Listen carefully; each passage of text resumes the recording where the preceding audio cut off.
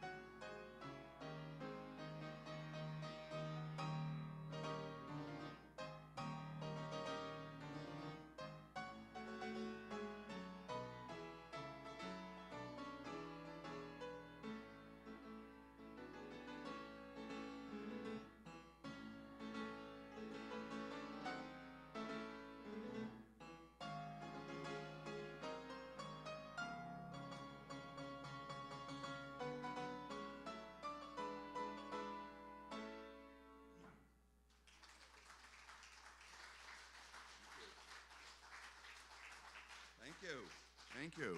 Thank you. That will get you going in the morning. Next, I'm going to play you three pieces that I call gems. Three gems. These are pieces that have no connection to one another, but I learned them and I just thought they were exquisite, and I'll put them together as the three gems. So the first piece is actually from The Nutcracker by Tchaikovsky. So at this season, if you wanted to see The Nutcracker, it's being performed into 1 million cities in many venues, and they have the Phoenix, Arizona Ballet is putting on The Nutcracker. So it's written for orchestra and a ballet, but there's a great Russian pianist who took the orchestra part and rewrote it for piano. So it was not written for piano, it was written for orchestra. That's called a transcription. There are many times you take music is so great that some people says, I'm jealous that I can't play it because I'm not in an orchestra, but I want to play it on the piano, so they transcribe it for the piano. So this is a part of the Nutcracker that is where the girl who got the gift of the Nutcracker goes in a dream, and she dreams of this Nutcracker turning into life. And he takes her on this wonderful, beautiful imagery of dancers, and I mean, it's spectacular visually. If you've never seen the Nutcracker, it's one of the jewels of art.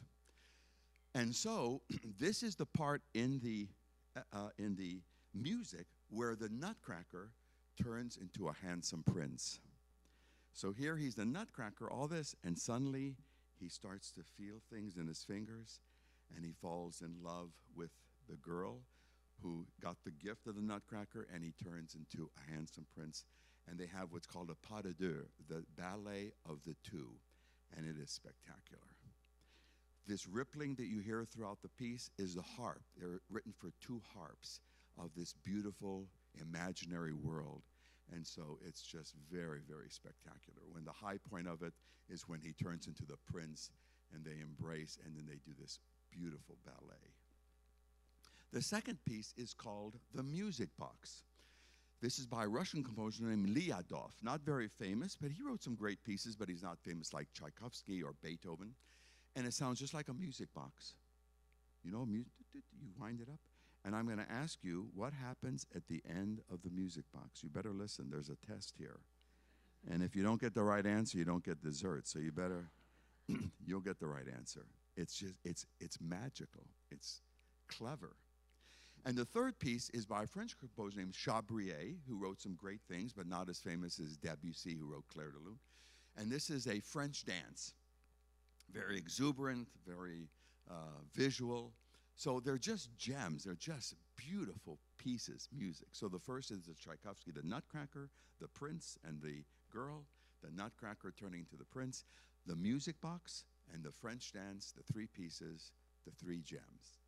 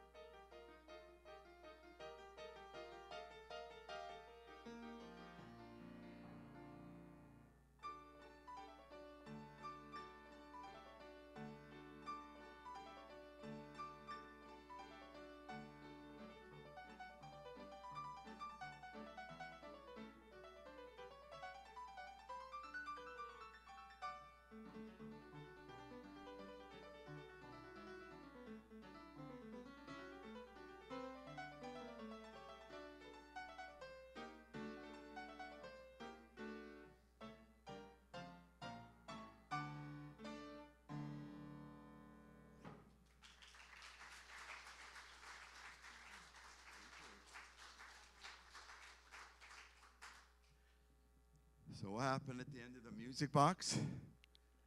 It wound down. Very good. You all get dessert. Pretty clever, isn't it? Amazing. You play this tiny little delicate, and then slow down, slow down. It's called ritardando, the Italian word for slow. Gradually getting slower and slower. And the Tchaikovsky is very moving to me because I've seen the Tchaikovsky many times and love the music. And this great pianist wrote it for piano. And he doesn't skip anything. It's not 80% of the notes, it's 100%. But it doesn't sound like a trumpet in the orchestra and the orchestral sound. Well, next I'm going to play you another piece by Chopin. This, to me, there are parts in this piece that are some of the most beautiful music ever written for piano. Chopin wrote 4 of these pieces called ballade, B-A-L-L-A-D-E. And that's the French word for ballad. So what is a ballad? A ballad is a story. You know, there's folk singers, Joan Baez and these other people who wrote ballads. And so you're supposed to imagine that you're sitting across from a table and a man is going to tell you a story. And what is the story? That's for you to put in your imagination. What's happening here? What's happening here? So it starts off like this introduction. This man is getting your attention. This one note is hanging there, and then he starts to tell you the story. And I'm telling you, there are, again, moments in this piece that are I can't imagine of anything. I'm a big Beethoven player, and that is written that is more absolutely breathtaking, exquisite. So this is the first ballade. It's a big piece by Chopin.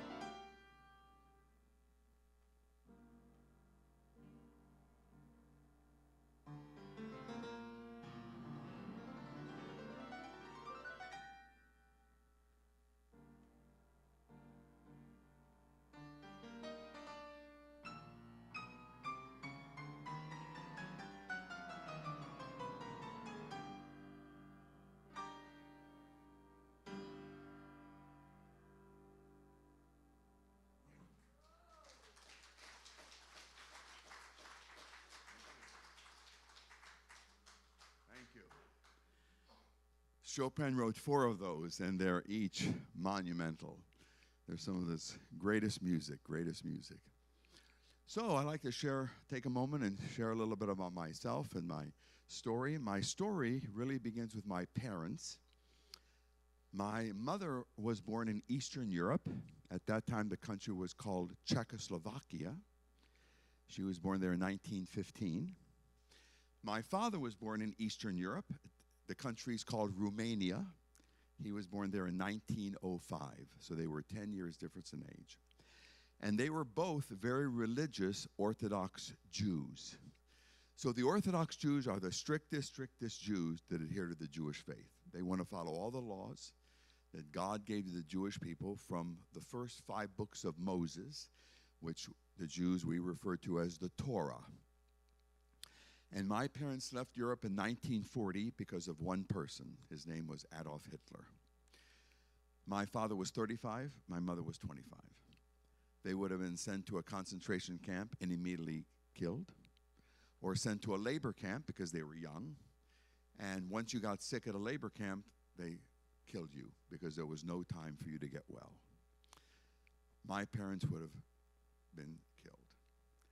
Everybody from their town in Czechoslovakia and Romania that did not leave ended up perishing. 100% of all the people that stayed, the Jews.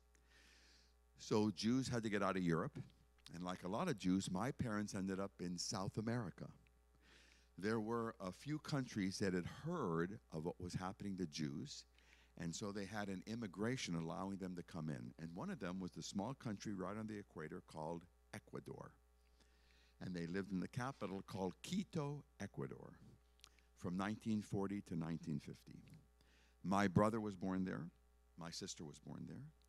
In the spring of 1950, this is now, of course, after the war, my father wanted to bring his family to the United States. My mother was pregnant with me in the spring of 1950.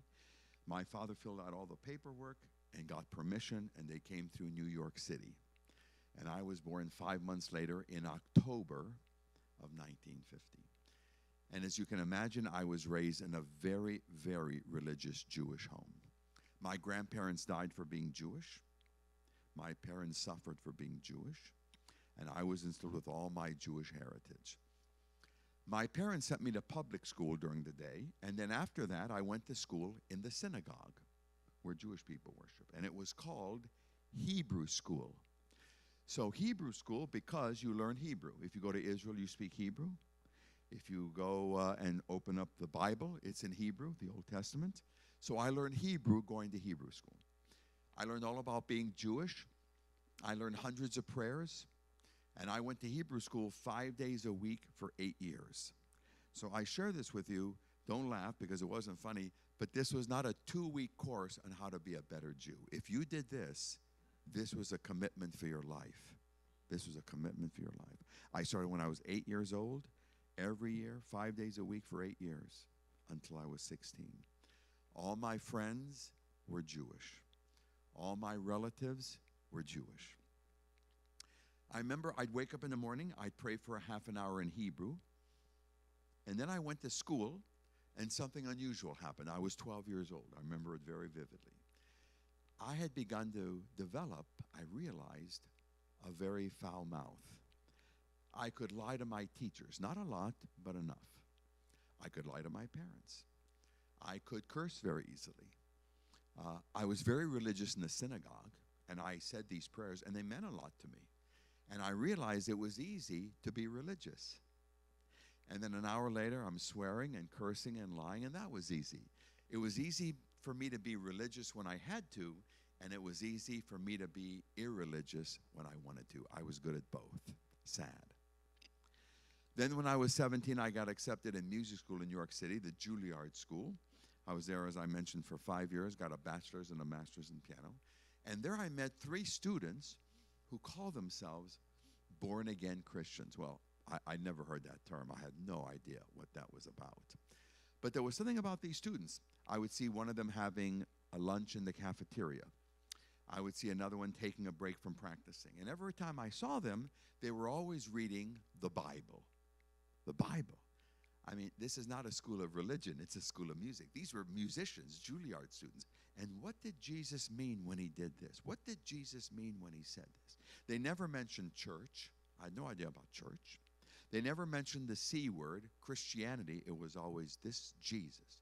Jesus and Jesus and Jesus and Jesus did this and Jesus in Hebrew, his name Yeshua. Well, they heard I was a religious Jew, and they began to talk to me, and they basically asked me two questions. They asked me if I ever read the New Testament, and I told them, nope, not a word. I was told the New Testament was not a book for the Jews. You would never find one in our home. I had no idea what was in it. I never saw one. I never read one. I never touched one. Zero knowledge. Zero. I had no idea. They asked me if I thought of Jesus, which I'd heard of, was the Messiah. The Jews are waiting for the Messiah. In Hebrew, it's called Mashiach. And I said, this Jesus is not the salvation for Jewish people. But I was very moral. You know, I didn't want to do anything to hurt my parents. My parents literally almost died for me. They sacrificed for me. So I didn't want to shame them. So I never drank alcohol. To this day, I still don't know what a beer tastes like. I thought, if I drink alcohol, I may get drunk. And if I get drunk, I may do something stupid and shame my parents. That was my thinking. So never drank alcohol, never been drunk. Never took drugs. Some of you relate to this. I lived in New York City from 1968 to 1973. That was the height of the Vietnam War. And that was the height of this group called the hippies. And the hippies was all the drugs you want, all the sex you want, you'll find happiness. Well, I lived in Manhattan, 71st Street and Broadway. That's known as Uptown. And let me tell you something, there were drugs everywhere. In the late 60s, early 70s, I mean, every corner. You want drugs? How much drugs you wanted? It was everywhere. I never took any of it. I don't take drugs because if I take drugs, I may lose my mind and do something stupid and shame my parents.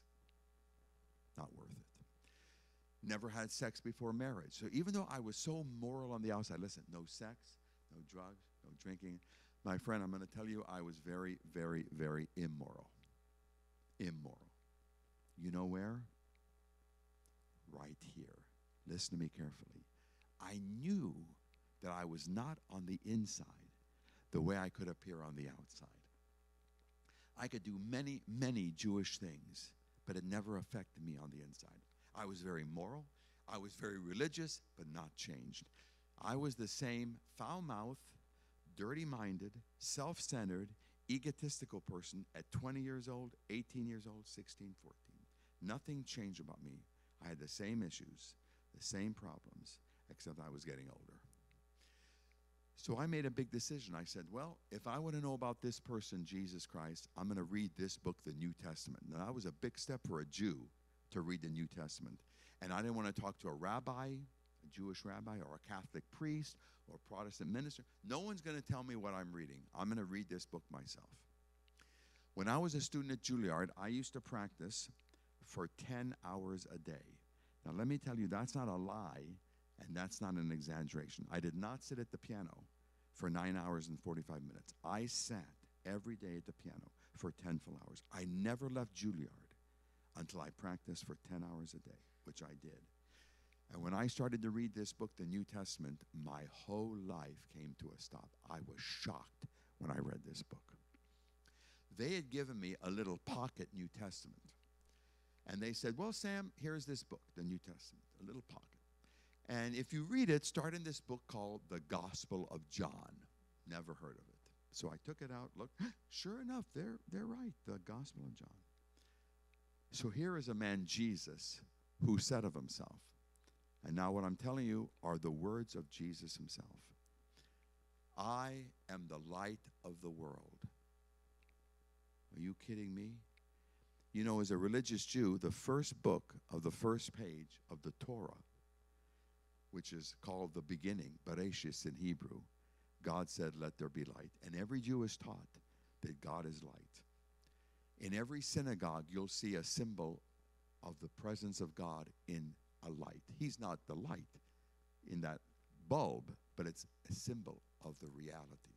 Every Jewish holiday, every Sabbath begins with the lighting of candles. of the presence of God. And now this Jesus says, by the way, I'm that light. Here's a man, Jesus, who said of himself, I am the bread of life. Here's a man, Jesus, who said of himself, nobody comes to God, my Father, except through me. That's what he said. I'm the only way. He that has Jesus, the Son of God, has life. He who does not have Jesus, the Son of God, does not have life. I am the vine. Now, these are all his words. I am the vine, you are the branches. Without me, you can do nothing. Oh, no, no, no, no. Without God, I can do nothing. Oh, no, Sam, listen. Without me, you can do nothing. You want to know God? You want to obey God? You want to serve God? You know me. You obey me. You serve me. You believe in God, Jesus said, believe also in me. The same adoration you give to the Almighty God, you give to me. No difference. Well, let me tell you what this impacted me. I was shocked. And I said, this man is a lunatic. This is too much. This man, Moses. You know Moses to the Jews? Moses never said he was the light of the world. Abraham, the father of the Jews, the father of Judaism, he never said he was the light of the world. I was shocked at what this man kept saying about who he was. I said, I'm going to throw away this book. Forget it. I'm going to go practice. And at that moment, I said to myself, if this person Jesus is who he says he is, let me repeat that again. If this person Jesus is who he says he is, you know, everybody has an opinion about Jesus. Why don't you let Jesus tell you who is Jesus? Who are you, Jesus? You want to know who I am, Sam? I am the light of the world. And if you don't believe it, Sam, I'm still the light of the world. And if nobody believed it, I'm still the light of the world.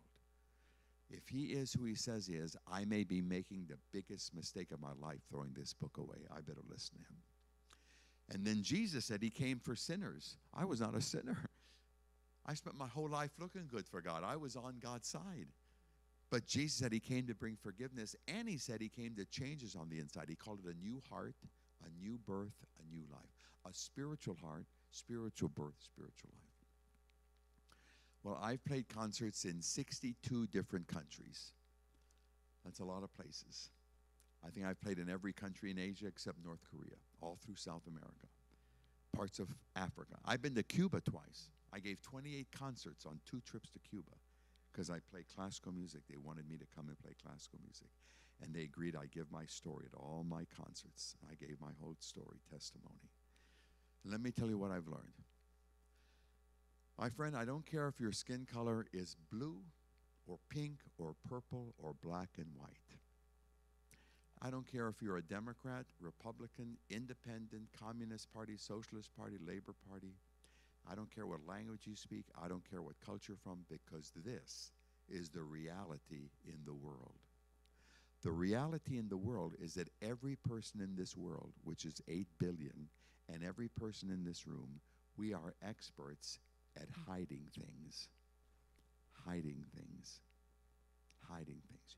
You know what's the first thing man did when he disobeyed God? He hid. He hid. God had to say, where are you? You can hide things from your husband. You can hide things from your wife. You can hide things from your children. You can hide things from your parents. You can hide things from your boss at work. But let me tell you something. Nobody hides anything from this Jesus. In fact, it says he'll disclose everything we've ever done, and he will reveal the motive of our hearts. And even though I was so moral and so religious, listen, I thought I was crafty enough with my tongue and clever enough with my mind that I thought I could hide things from people and God. And on May 21st, 1971, 53 years ago, for the first time, I acknowledged and prayed to Jesus Christ. And I'm going to tell you what I said. My name is Sam Rotman. My name is Sam Rotman. And Jesus, I want you to take over my life. It's very simple. I want you to tell me what to do, and I will not tell you what to do. I told him the lies I said. I told him the curse words I said. I told him the immoral thoughts I had. I decided I'm not going to hide anything from Jesus. You know something? You don't need to hide anything from Jesus because you're not hiding anything. And I decided I'm not going to make any excuses. Listen, you can come to the person of Jesus Christ, and you don't need to give him an excuse for anything you've ever done in your life. In fact, if you give him an excuse, you're complicating it. It's not complicated. We make it complicated. It was a long prayer. I finished praying. I opened up my eyes, and instantly, in a billionth of a second, I knew that Jesus Christ completely transformed me on the inside. I'm telling you, I completely stopped cursing. In fact, I was shocked I stopped cursing. And I remember I couldn't form a curse word with my lips if I wanted to. I had a dirty, filthy mind, and he cleaned it and changed it. And the next morning I woke up and I thanked Jesus Christ and thanked Jesus Christ and thanked Jesus Christ. And I couldn't wait to get to Juilliard when it opened up. And I went to every practice room of every Jewish friend of mine, and I said, I've been changed and transformed by the Messiah. And his name is Yeshua HaMashiach, Jesus Christ. I've played over 3,400 concerts. That's a lot of concerts. And I tell you that all of my concerts are nothing. You know how much nothing is? Nothing compared to having Jesus Christ. The greatest thing I ever did in my life, the most important thing I ever did in my life was to give my life to Jesus Christ. Music's not the most important thing in my life. Jesus is, because listen, my friend, only Jesus Christ can transform your heart, period. Your wife can't change you. Your husband can't change you. Your parents can't change you. Your children can't change you. The church cannot change you. The government can't change you. And let me tell you something. You cannot change you. You know who the hardest person to live with is? Yourself. But this is the miracle in the world. I told you the reality in the world, everybody's good at hiding things. The miracle in this world is that Jesus Christ actually transforms a human heart. That's mind-boggling. That is mind-boggling. And he's done it to hundreds and hundreds and hundreds of millions of people in 2,000 years, and I'm one of them, little me. I'm one. You know why I was Jewish? I was born Jewish. That's the only reason I was Jewish. If I was born in Egypt, I'd be a Muslim, and you would too. If you were born in India, where I've done concerts, you'd be a Hindu. If you'd been born in Thailand, you'd be a Buddhist. 99.9% of the world is born into a religion. Why are you Jewish? Why are you a Mormon? Why are you Catholic? Why are you a Hindu? I was born into religion. That's why you have to be born again, Jesus said, a spiritual birth.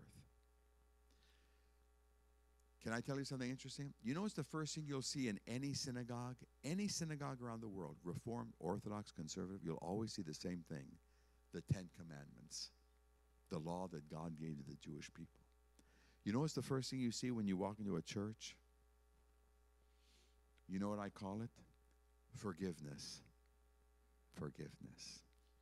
And there's a lot of forgiveness there because you and I need a lot of forgiveness here. I know it's called a cross. And every time you see that cross, every time you see it on top of a church or someone's wearing a cross, God's telling you, I've made a way to forgive you. Why don't you come to me and be forgiven and start all over again, a new life. Salvation is not what you will ever do for Jesus Christ. Salvation is only everything that Jesus Christ has already done for you. And I play the piano for him. He gave me the ears to hear the music, the fingers to play the music, the mind to learn the music, the heart to love the music. Jesus has never missed one of my concerts. You know that? 2 people have never missed my concerts, Jesus and me. I know it sounds very cute, but it's very real. And every time I give a concert in a church, a hall in Europe, or with an orchestra, he's in the front row. I sit down to play, and he always says the same thing to me. He says, Sam, I'm really looking forward to hearing you play for me tonight.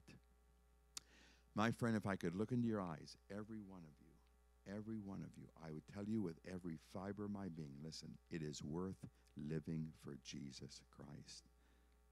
He is not a joke. He's not a way to curse. He's not a phantom. He's not even a nice Christmas story. He is the life and the light of the world. Don't let anything become an excuse to keep you from the amazing life there is in Jesus Christ. Your past can disappoint you. A church can disappoint you. People can disappoint you. They're not worth it. He's worth it. And you can say like I did. Tell him your name. My name is, tell him your name. My name is, and Jesus, I want you to take over my life. And he will. And I want you to forgive me. And he will. And I want you to be with me and guide me and help me. And he will, and he will, and he will. And you do that, my friend, you'll experience a transformation of your soul. Music gives me a lot of happiness. I'll play 40,000 notes tonight in this concert. Not one note will change me. Jesus Christ changed me. Gave me a new life, my friend. It's worth living for him.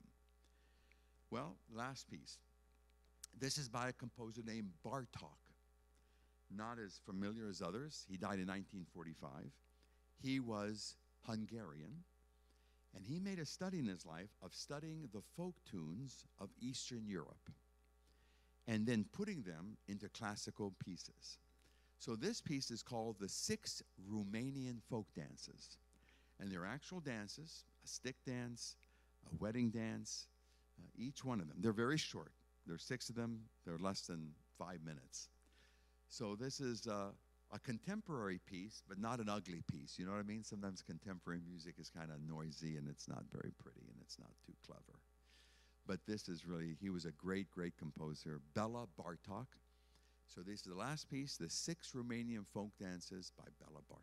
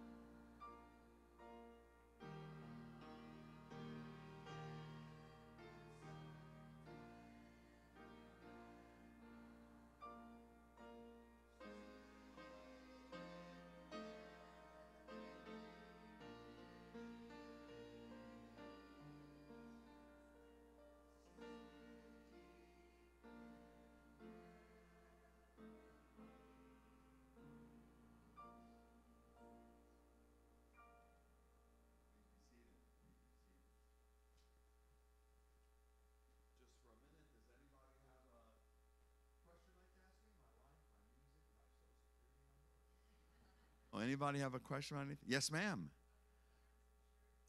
My my my hands are not insured. No, they're not, you know. And I'm very thankful. I still practice about 7 hours a day. And I play pretty intensely, and I've never had a hand problem. I have no arthritis. I was tested for carpal tunnel, negative. I have no tendonitis. I have a lot of friends at Juilliard who can't. They played 100 concerts and got tendonitis and haven't played in 30 years, 40 years. No, really. So I'm very thankful. I have no hand problems. So people ask me, does your hands hurt after a concert? My mind hurts, not my hands, you know, just from fatigue and stuff. But no, they're not insured. And if the Lord wants me to keep playing, you know, I just need the fingers and to operate and play. Someone said, actually a doctor once said to me, he thought the reason that I don't have all these things is the way I play. He says, your playing is somewhat like an aerobics. You don't just sit there like at a computer and just from the wrist down. Your body's moving, your elbow's moving, your wrist is moving.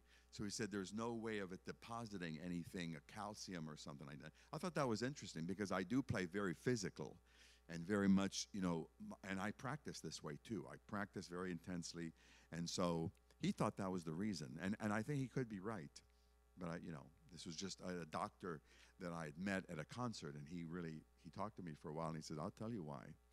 Because it's a form of aerobics that your hand and your arm and your muscles are not susceptible to this, that, you know, what causes these issues. Yes, sir. Amen. You're right. Yeah, yeah. Good. Well, God bless you. Thank you. Someone else, any question, anything? My friend from Juilliard. Now, I have a lot of friends. Remind me a little bit. Oh, the three of them. Oh, yeah. The three of them. Yeah, the three friends, I've stayed in touch with them. In fact, one of them, we talk about every 2 to 3 weeks. Yeah. He lives in New Jersey, and we've stayed in touch. He was in my wedding. The other fellow, Dave Taylor, is a violinist. He was here in my house about a year ago, and we've stayed in touch. We've done concerts together. He's in the Chicago Symphony Orchestra, and the Chicago Symphony was playing in Mesa, so he stayed with me for 3 days while they're having their concerts. And we talk maybe a couple times a year. He's very busy. I'm busy. And the third brother went to be with the Lord. He developed cancer. And when I heard he had this diagnosis, I had some concerts that I could postpone, and I flew to Louisiana, spent 3 days with him, and then I actually spoke to him the day before he went to be with the Lord. I called up his wife, Krista, and said, Keith, I'm sure Keith wants to talk to you, and he went to be with the Lord the next day. So, and he was in my wedding as well, Keith. And the violinist was my photographer. We couldn't afford a photographer, so he likes to take pictures. So, so we've all stayed in touch, and I mean, the two that I have now in that sense, yeah, very special brothers, still living for the Lord. They're on fire. They certainly are. Someone else? Anybody else? Yes, sir.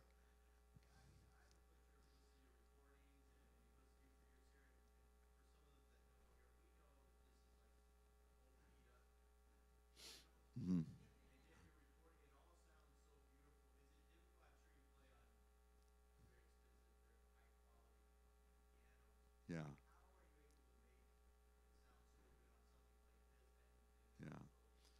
Yeah. Yeah, so, you know, I've had a very basic philosophy. I play on any piano for Jesus because Jesus played on any piano for me. So I never complain. If this is what you have, I play on it. I play on electronic pianos. I played in very remote areas in Africa. They don't have pianos in Africa. And I play on electronic. It has to have 88 keys, so it's a keyboard. No, I'm just saying you can't play a piece on 56 keys or 72 keys. So that's been my philosophy. Now, I'm you know, my recordings, by the way, is on a $300,000 piano, a Börsendorfer. Yeah, I mean, that's the man who made movies, Hollywood movies, is the one, his engineers did my recordings. And we had a tremendous Steinway, German Steinway, a Hamburg Steinway. Yeah, so, I mean, I just pray, Lord, you know. Let me say this. I don't say this to, you know, I've played on pianos that ought to be firewood. But I don't say that. You know. So, you know, this is the piano they have, and I play on it. That's it. You know, that's No questions asked. Now, having a grand piano, it will enhance the music more. A better the piano, I mean, in that sense, so, sometimes people rent a piano, but that's not required. You don't need to rent. No, no, no. We're going to have people from outside, and we're going to have people from a university. We want to, really, but I play on any piano. So, look, that's why I practice a lot, because you never know the conditions, and you need to be prepared. No, that's really. What if a football player only played and he never played in snow or rain or wind? He's not a football player. No, you're not a professional. A professional is able to execute their discipline regardless of an excuse. Oh, the piano is not great. That doesn't matter. Doesn't matter. Oh, the piano it's a piece of junk. That doesn't matter. That doesn't matter. So that's my philosophy. So, doesn't matter. I'm going to play for Jesus. Yeah. Yes, ma'am. Yeah, I get asked that all the time. Yeah, so how did my family respond? I won't say too long. We got the desserts. Got desserts. Nobody's can leave. You got the answer right to the music box. So I went and shared with my parents. I knew it'd be very difficult, especially for my father. His parents died because they were Jewish. So I went and shared with them, and my father asked me to leave the house. He said, "You're no longer my son. I never want to hear from you again, and as far as I'm concerned, you're dead." I knew it'd be difficult. I didn't know how severe, but I didn't hear from my parents for a number of years. I got married to my wife, who's a believer. We've been married 51 years, and they did not come to the wedding. We have 3 children, and I wanted them to enjoy the grandchildren. I was not going to say anything to aggravate them. I'm not going to aggravate you. I've already talked to you. You know. That's it. I want you to enjoy it. It was too difficult for my father. My children saw my parents maybe 3 times in 25 years. In 1995, my father was 89, almost 90. Remember, he was born in 1905, and he became ill. I wanted to visit him in the hospital, and he refused to see me. He died 4 days later, and he did not want me at the funeral, which I respected and understand. So you all know, living here in the Valley, that 95% of the Jews live in Scottsdale. Scottsdale is where the Jews live. In fact, there's a very, very, very, very famous person that you all know who spent 15 years growing up in Scottsdale. His name is Steven Spielberg. I don't know if you know that. He grew up here. And then in the last year of high school, his father got a job in California, and the rest is history. They moved to California. So my mother lived in Scottsdale. I lived in Mesa. I live in East Mesa. And I reached out to my mother. So my mother, 2 things. She loved classical music. I'm in classical music because of my mother. She took me to concerts when I was a little boy. She loved classical. She was my biggest cheerleader. And all of her family escaped the Holocaust. They all barely got out. Barely. My father's family died. So my mother wanted to reach out to me, but it was too difficult for my father. With the passing of my father, I had a great relationship with my mother. She loved my wife. She loved our kids. I did concerts for her every 6 months. I played a personal concert for my mother. And I would share with her. I shared with her about the New Testament. I began to read the New Testament. She always went to the synagogue every Sabbath, and I always said, "What did the rabbi talk about?" We talked a lot about spiritual things. 1995. Finally, on February the 12th, 2007, my 91-year-old mother came to faith in the Messiah, Jesus Christ, and was transformed. It was tremendous. I have no words to say what the Lord did. She was 91, and I prayed 36 years for my mother.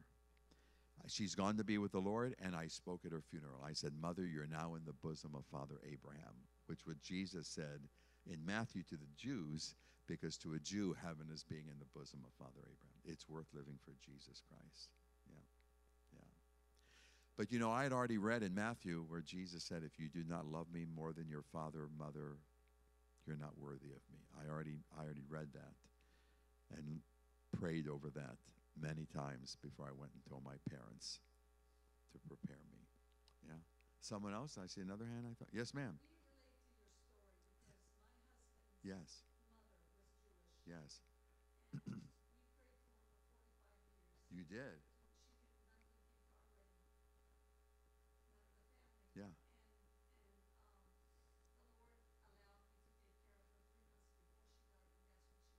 Praise the Lord. Praise the Lord. This is a couple here who lived 23 years in Israel, right? Yeah, you did. You lived in Israel. Yeah, yeah, yeah.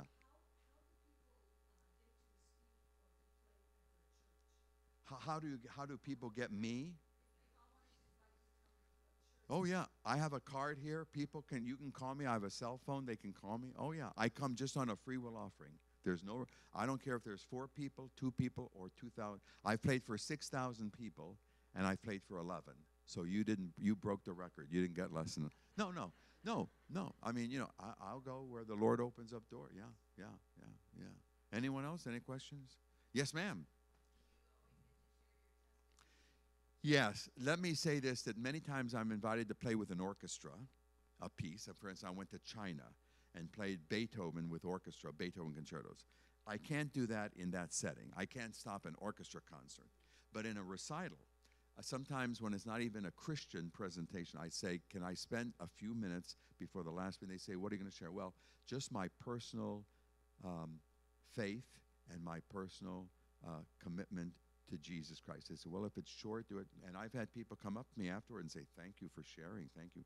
I've never had, now, sometimes in a concert, let me say this, in a church or something, or in a hall where I'm giving my 18-minute testimony, I've seen some Jews walk out. So I'm not saying it's not like, no. But in that setting where I've been able, just very short, and I share, and then sometimes when I autograph my CDs, I write Psalm 115. They say, oh, what's that? What's that? Oh, that's my verse of my psalm, not unto us, not unto us, but to God get all the glory. And then I can share with them because I have a faith in Jesus Christ, raised Jewish, believed in Christ 40 years ago, 45, So I try to share. I try to share. Yeah. Well, I think, Steve, you're going to come up, and come on up. I have a table right here just in the lobby. I know we're going to go in here, but if you want to see me for a minute here, I have 3 recordings. One is all Beethoven. That's my favorite. I'm a big Beethoven player. Moonlight Sonata, Pathétique, those are monumental pieces by him. I'll play a little Beethoven here. And then another recording is Debussy, famous piece, Clair de Lune. You listen to Debussy, and all the stress goes out of you. Your wife, your friend will be a puddle of water in the living room. And then there's a recording of Russian music, Rachmaninoff and Mussorgsky. You know what happens when you listen to Russian music? All the stress goes back into you. So if you want to listen to something while you're vacuuming, get the Russian recording. And then there's a recording of my whole testimony. It's a DVD produced by Jews for Jesus. It's a documentary. And I speak mostly and play, but the playing is excerpts, but it's a DVD, so it's not a CD. You watch it on TV. And then years ago, I gave a concert in Washington, and there was a woman there who owns a Christian publishing company. She was very blessed by my testimony, and she has produced the Gospel of John with the Christian testimony of Sam Rotman, because that's the book that brought me to Christ, reading the Gospel of John. So they're in the back there. The recordings are $15 because I have royalties and things. But the autograph is free. No tax, just $15. But the book of my testimony is free. She sends me thousands of the books, and I give them away free. She doesn't charge me. I don't charge. So if you'd like my testimony in book form, in the Gospel of John, if you have a Jewish doctor, you have a Jewish cardiologist, take the book, give it to them. Say, this is a pianist, read it. So the books are free, the CDs, I'll be in the back. And, praise the Lord. Happy to be here. Steve, come on up, and I'll be in the back, and God bless.